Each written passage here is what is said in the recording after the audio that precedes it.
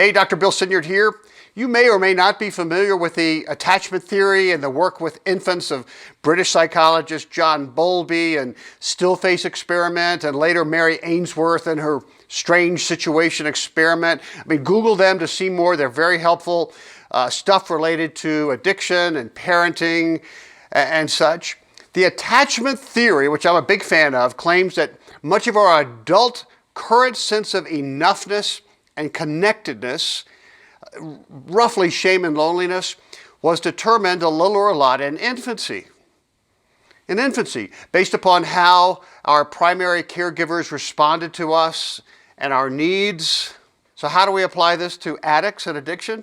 Well, it turns out that how well and how effectively your primary caregivers gave you a sense of connectedness and enoughness from the third trimester of pregnancy till about age 2, that has made you more or less prone to addiction. Now, I'm not blaming them or judging them. I'm just saying that understanding this is so helpful to recovery. So it's accurate to say to you, addict, that it is not all your fault after all. Your brain may be predisposed. Your brain may be predisposed to addiction. Well, now what? Is there something that we can do to begin to rewire your brain's fragmented inner working models? Oh, yes. Welcome to God's love for the unlovable. It's not all your fault after all.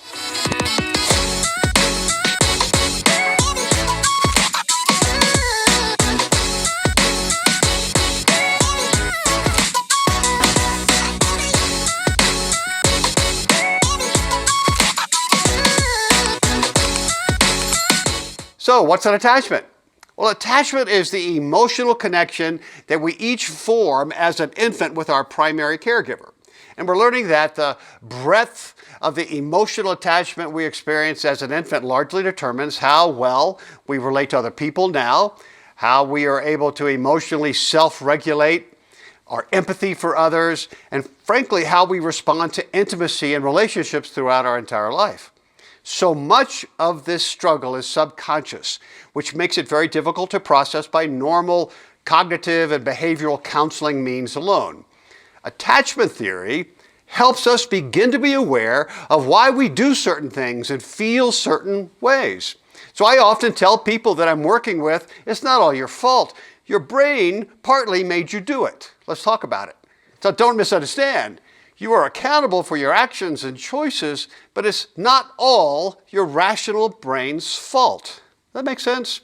So addict, if your primary caregiver made you feel safe and secure as an infant enough, if they were able to respond to your cries enough and accurately interpret your changing physical and emotional and relational needs enough, if they were able to attune with you enough, then all other things equal, you likely developed a secure attachment style going into toddler and tweens and teens and adulthood. Now, experts say that enough is about 30% of reactions between caregiver and infant. But if you experience confusing, frightening, or inconsistent emotional communication, lack of attunement during infancy, if your caregiver was unable to consistently comfort you or respond to your needs enough, you're more than likely to have experienced an insecure attachment. Infants with insecure attachment often grow up to be insecure adults who are far more addiction prone, who struggle to shake the addiction more than others to recover, who have difficulty understanding their own emotions and the feelings of others, who have limited ability to build or maintain stable relationships. You may subconsciously be shying away from intimacy or be too clingy, too fearful, or anxious in relationships. So you trigger quicker. And maybe you find it hard to self-regulate emotions. Right? Does this sound familiar? Let me put it in helpful layman's terms. The infant's brain, your infant's brain, subconsciously asked, "Are you there for me?" And for adults, we parse that question into two. Am I worthy of anyone's love? And that's enoughness. And the second question is, can I count on anybody? And that's connectedness. So addict, whether you know it or not, your brain is demanding answers to those questions as well in every interaction you take. We each have an internal, subconscious longing for enoughness and connectedness. And, by the way, fear of not being enough and fear of not being connected or even connectable. So my brain is longing for enoughness and connectedness. And to some degree or another, suffers from fear of not being enough and fear of lacking connectedness, loneliness, right?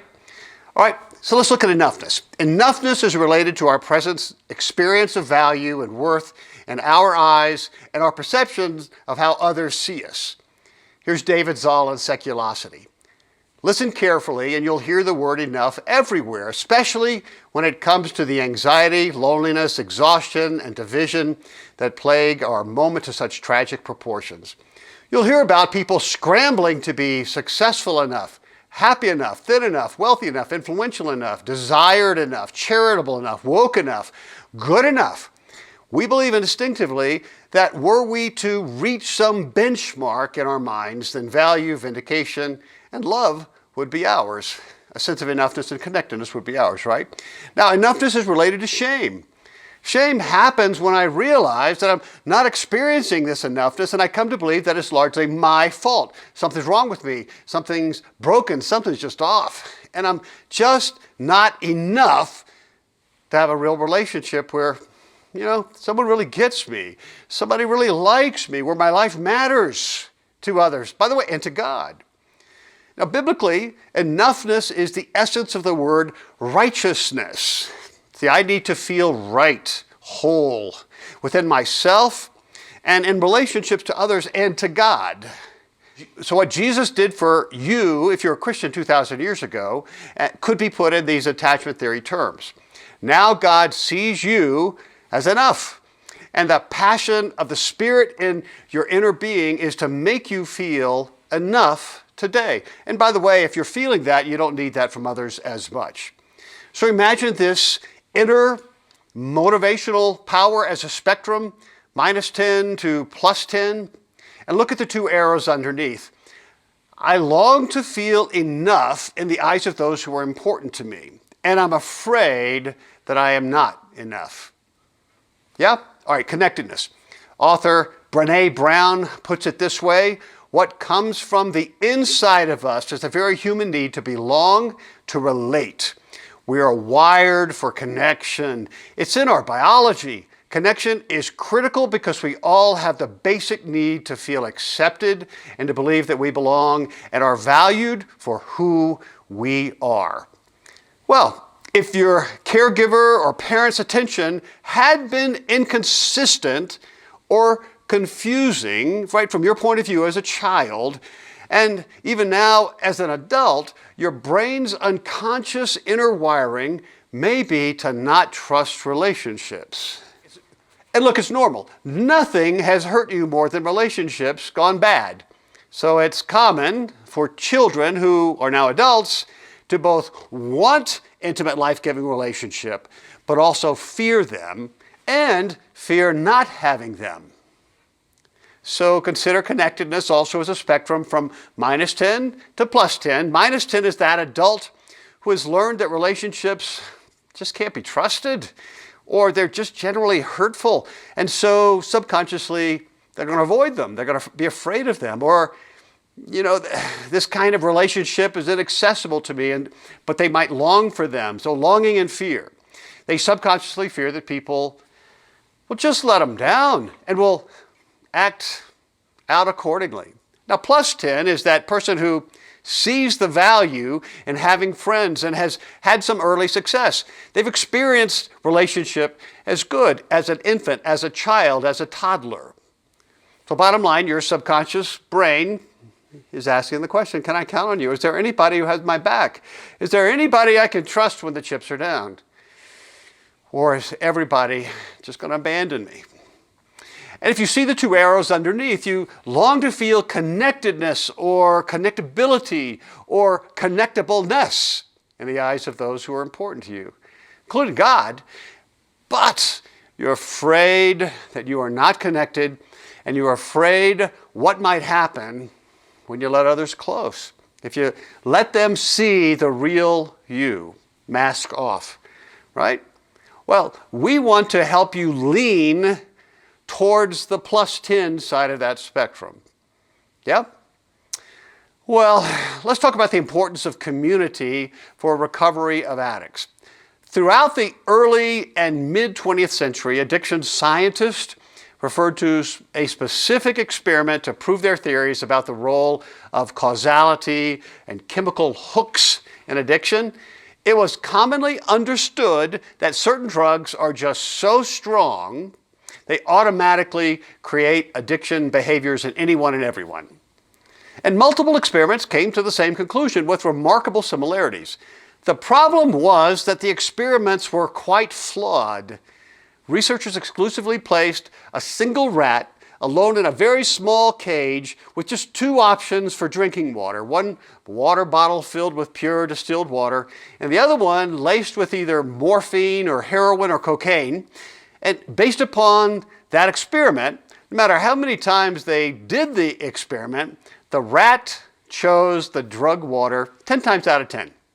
The interpretation was very straightforward.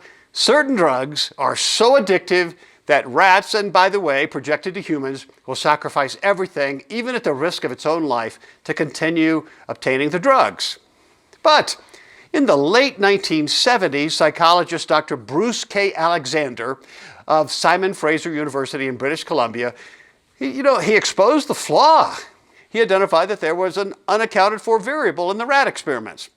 Like humans, rats are highly social creatures, and testing their behavior in such extreme isolation is unnatural and might lead to inaccurate conclusions. Yeah? So, Dr. Alexander reran the experiment, providing the same two drinking water options, but this time he used a much larger cage that contained a whole community of rats, reflecting natural population sizes, and they also filled the cage with nesting material, toys, food, other diversions, basic needs and stuff. He called it Rat Park. You get the idea, kind of a Disneyland for rats. Well, the rats were given the same option of possible drinking water as the early experiments.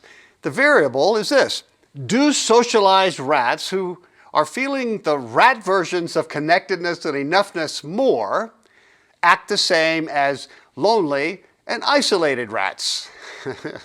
In a June 2015 TED Talk titled, "Everything You Think You Know About Addiction Is Wrong," Johann Hari brought attention to Alexander's published study. Here's how Hari puts it.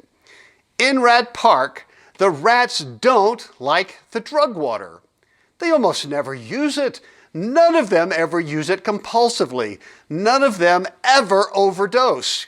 You go from almost 100% overdose when they're isolated to 0% overdose when they have happy and connected lives. What? So Alexander's team made the following conclusions. One, despite the addictive demon drug reputation of heroin, the researchers found that they had to strongly coax and even manipulate the rats in Rat Park to take the drug-laced water. And what did they do? Well, they had to add lots of sugar or then isolate the rats in individual cages for them to take the drugs. Second conclusion, given the chance to live in Rat Park in a healthy rat community with lots of rat buddies and playmates, the rats had little appetite for drugs. Third conclusion, chemical addiction was not the strongest factor influencing the rats' choices or habits. Being in community within Rat Park was the highest motivator. They even found that addicted rats who were transferred into Rat Park deliberately went through withdrawal symptoms and entered into a normal social life rather than staying hooked on drugs. Wow.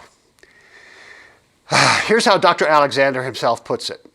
When I talk to addicted people, whether they are addicted to alcohol, drugs, gambling, internet use, sex, or anything else, I encounter human beings who really do not have a viable social or cultural life. They use their addictions as a way of coping with their dislocation, as an escape, a painkiller, or a kind of substitute for a full life. Boy, that's a great phrase, a substitute for a full life. More and more psychologists and psychiatrists are reporting similar observations. Maybe our fragmented, mobile, ever-changing modern society has produced social and cultural isolation in a very large numbers of people, even though their cages are invisible. Wow. The view of addiction from Rat Park is that today's flood of addiction is occurring because our hyper-individualistic, hyper-competitive, frantic, crisis-ridden society makes most people feel socially and culturally isolated. Chronic isolation causes people to look for relief.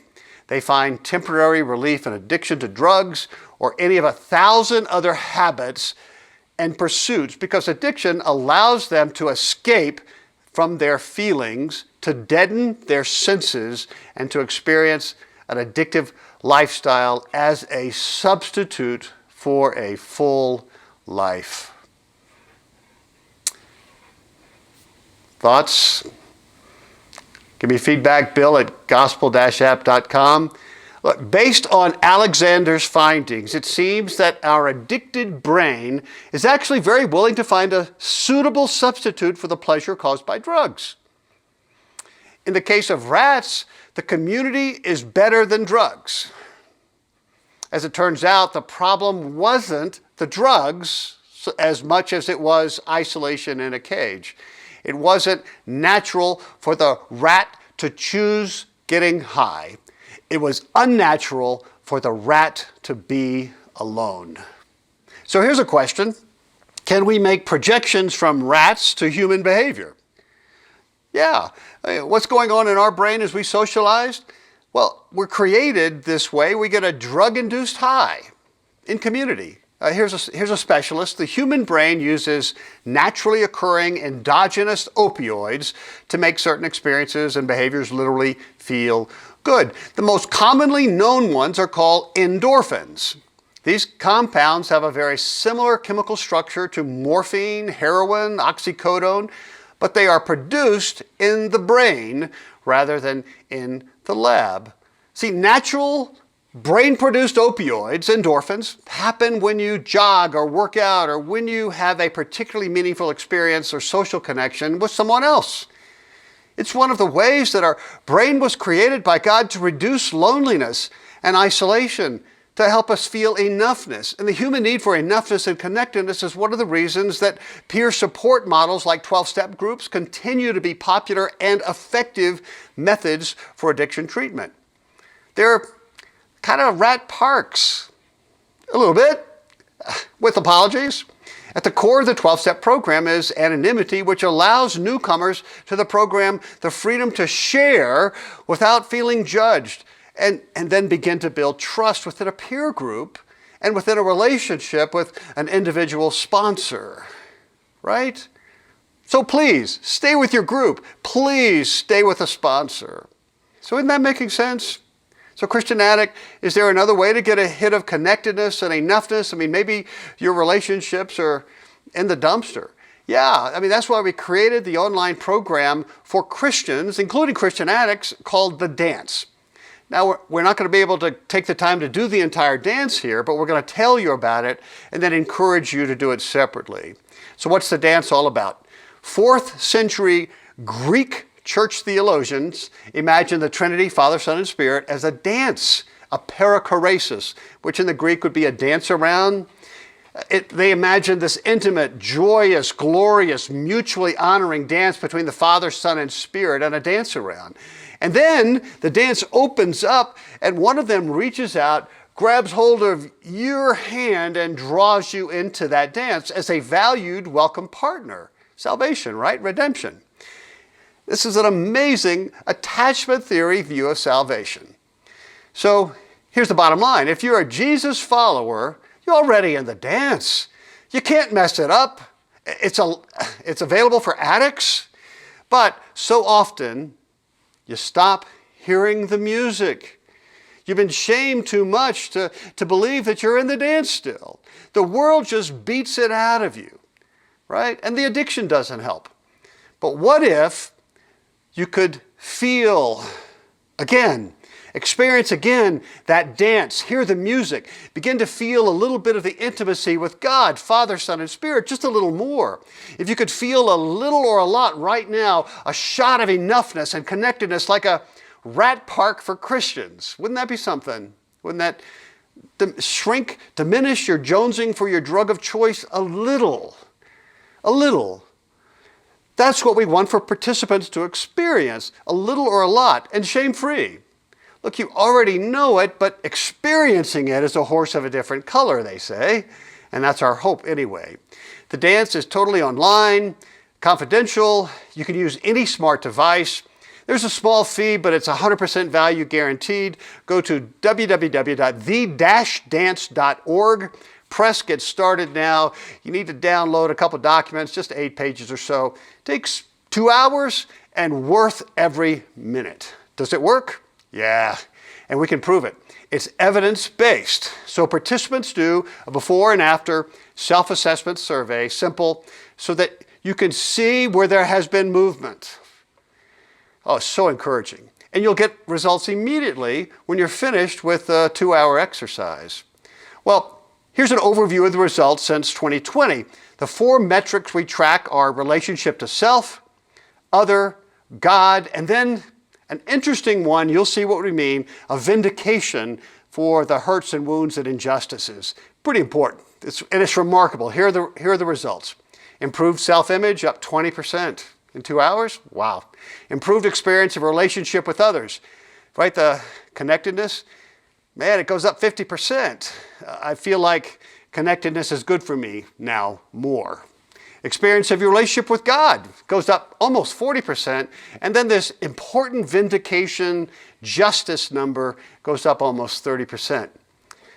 Well, isn't that amazing? Did you know that 2/3 of Christians are anxious when they see Jesus face to face, he's going to be disappointed in them or angry or disgusted or shame them? It's not true, but that's what their critical inner voice tells them. Addict, you've got that voice, right?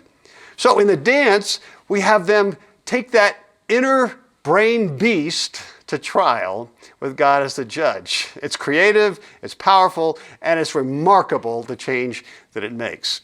Now, honestly, these are fractional changes. This is in heaven, right? Not perfect, but think of it as a kickstart, kind of a landing of a beachhead in your midbrain. Sorry for all the mixed metaphors, but it should be very encouraging.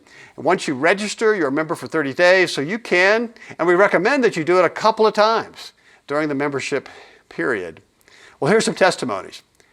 I was blown away, cried a lot, thought about things a lot. It triggered understanding and grief, extremely difficult and extremely useful, mind-blowing, need to stop wallowing in depression and get on with life. Here's another one. Shane was telling me I was lost, belonged to no one, and God couldn't love me. I've been going to church, celebrate recovery, counseling, even taking medication for anxiety and depression, begging God to help me connect the dots with His love and to overcome my shame. I read articles, listened to podcasts, read books, and have been working hard to overcome my shame and feeling like a loser. I've been beating myself up for not having enough faith and feeling weak for letting the enemy get to me or the lies I've been and believed. Hearing through the dance that my shame can be healed was deeply encouraging and left me feeling hopeful versus how I was feeling, hopeless. Lastly, the dance helped me feel that God likes me and wants to spend time with me right now, as I am. All right, so circling back, your brain, all of our brains are asking 2 subconscious, very human questions. Am I worthy of love? Enoughness. And can I count on anyone? Does anybody have my back? Connectedness. Your addiction is not caused by a lack of historic good answers to the questions, but it makes it worse. Remember the Bronfenbrenner quote, every child needs at least one adult who is irrationally crazy about him or her? Man, this is critical for addicts. But if you're a Christian, there's at least one relationship that exists where there is someone who irrationally loves you. God is irrationally crazy about you. Just let that sink in. Process that. Others may not feel that way towards you, or you may not be feeling it, but but it's true. You can experience it more by asking the Spirit to give you access to power from God that makes you begin to grasp the height and width and length and depth of the love of Christ. That's Ephesians 3. Remember the Addict, simple, uncluttered gospel? I want to say it again, and I'm just going to invite you again to sit back and listen, breathe. I know you have heard it before, but I'm witnessing the gospel to that nasty, critical inner spirit in your brain and mine too. And I'm begging you to say it aloud 2 or 3 times a day, particularly say it during relapse. Say it more than 3 times a day if you're struggling. It's going to take some time. We're working habit on habit, right? But keep on keeping on. And here it is. Let it wash over you. You may not be experiencing enoughness and connectedness from other relationships. I get that. Every situation is different, but you can begin to experience it from God. That's the secret workings of the Holy Spirit, John Calvin calls it. So just listen. Jesus follower addict, strictly because of what Jesus did for you 2,000 years ago, God actually loves you. He loves you with all of his heart, as much as the Father loves the Son and the Son loves the Father. He can't love you any more or any less than he does right now. He loves you as you are, not as you should be or could be. This is true whether you shake your addiction or not. You can't add to this love or take away from it. Now, I get it. It often feels like you've messed it up or need to do something so that God would like you better. Not so, addict. How do you experience it more now? Simple, good news. There is something you can do and are invited to do. You can take daily baby steps to ask the Spirit inside of you to make you know, experience, and feel just how much God loves you right now. Just ask again later today, ask tomorrow. Make it a spiritual habit. So let me ask you a question, addict. Did you feel God's addict kiss just a little bit? Did something jump off the page as I said this? When you heard the simple, uncluttered gospel prayer? Was there something you hadn't heard before? Something that, oh my gosh, really troubled you or you felt shamed by? I mean, I hope not. Give me feedback, bill@gospel-app.com. Something might have struck you as odd or something that you just disagreed with or hadn't heard before? Yeah, let me know. It's all good stuff. We need to wrestle with this. Look, you can get the Addict, Simple Uncluttered Gospel bookmark at my podcast webpage store, gospelrant.com. Get a bunch of them. Hand them out to friends and relatives, your 12-step group. Feel free to give me feedback at bill@gospel-app.com. I would love to hear your thoughts. Well, we'll see you next time. Take heart, child of God.